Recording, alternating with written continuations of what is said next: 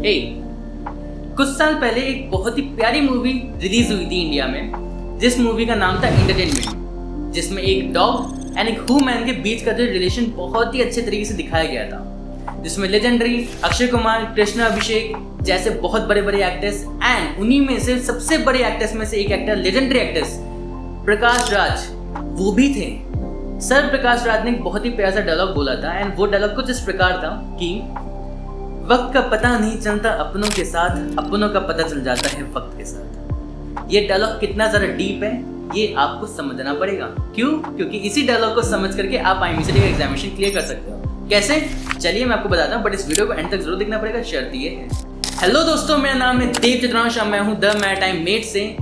Time limit, वक्त या तो समय के बारे में अगर मैं बात करूँ, नॉट समय रहना बट यस ऑफ कोर्स, समय के बारे में अगर हम लोग बातें करते हैं तो यहाँ पे पता चलता है कि वक्त कितना ज़्यादा इंपॉर्टेंट है। क्योंकि आपको IMCD में 200 क्वेश्चन कंप्लीट करने 3 घंटे में, एंड आपको ऐसे कंप्लीट करने कि आप सारे के सारे क्वेश्चंस को अटेम्प्ट कर सको जो क्वेश्चन आपको आते हैं। साथ ही साथ आखिरी में थोड़ा टाइम इतना बचा लो, मिनिमम आधा घंटा, कि उस घंटे में, उस आधे घंटे में जो है आप पूरा का पूरा पेपर रिवाइज कर लो।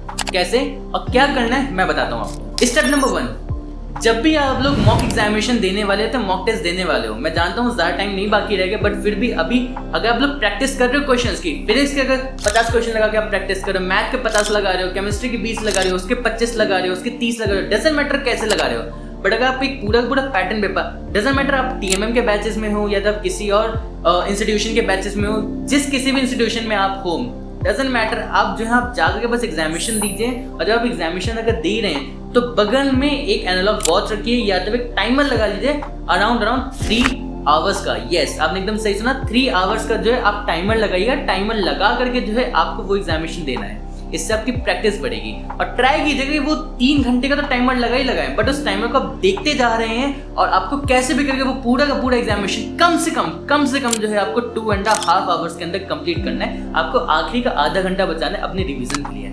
इस चीज़ को बहुत ही ज़्यादा इंपॉर्टेंट तरीके से ध्यान रखिएगा, क्योंकि अगर आपने आखिर में रिवाइज नहीं किया एंड आते हुए क्वेश्चन को भी अगर आपने बाई चांस गलती से छोड़ दिया तो आपका पूरा 1 मार्क ले डूबेगा। एंड यस, इस चीज़ को ट्राई कीजिएगा कि जितने भी क्वेश्चंस आप अटेम्प्ट कर रहे हो वो सारे के सारे क्वेश्चंस आपके सही हो।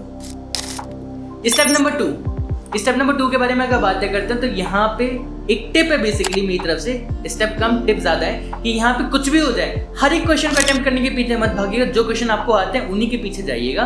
हर एक क्वेश्चन को करने का मतलब नहीं बनेगा, क्योंकि अगर आपको मान लेते हैं आपको 5 क्वेश्चन है, 5 क्वेश्चन में से 2 क्वेश्चन आपके डाउटफुल है कि आपको इसके आंसर्स मालूम है नहीं मालूम है, 50-50 है, तो इनको एकदम लास्ट प्रायोरिटी में रखिएगा। इनको आप वो रिवीजन वाले टाइम में, हाफ एन आवर वाले टाइम में जो है एक्स्ट्रा टाइम देकर के आप दे सकते हो, आप कर सकते हो उसमें, तो वहां पे आप उसको ट्राई कीजिएगा। यहाँ पे करके जो है आप जल्दी में मत कीजिएगा।